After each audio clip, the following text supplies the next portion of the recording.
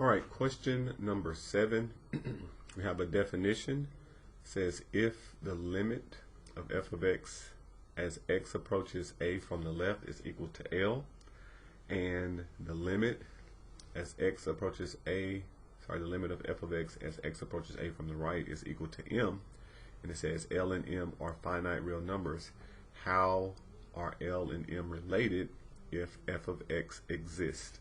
So if both of these limits exist and they're real finite numbers, and we're approaching the same value but one from the left and one from the right, that means they have to be equal by definition for that limit to exist.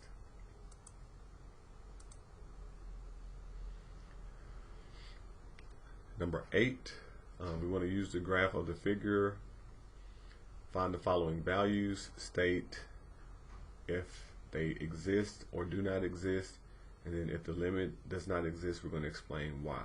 So we have 4 parts here, and we want to first find f of 3. So we're going to go to the x-axis, find 3, trace it up, and the first solid point we hit is at a y value, looks like at 5. So plug in a 3 and x, we get a y value of 5.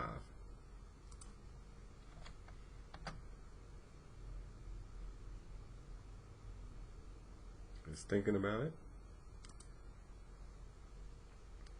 Alright, so now we want to find the limit as we approach 3 from the left. So the little negative up above means approaching from the left.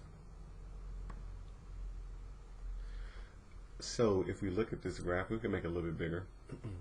Here's 3. We're coming from the left hand side, getting closer and closer and closer to 3.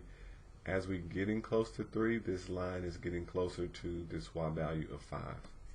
So we would say that the left side limit is equal to 5.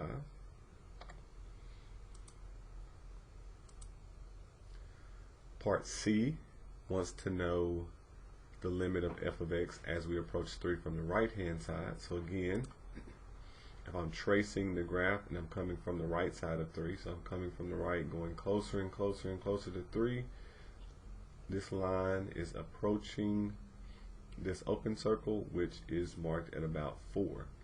So this graph is getting closer and closer to 4 as we approach 3 from the right hand side. So we're getting close to 4.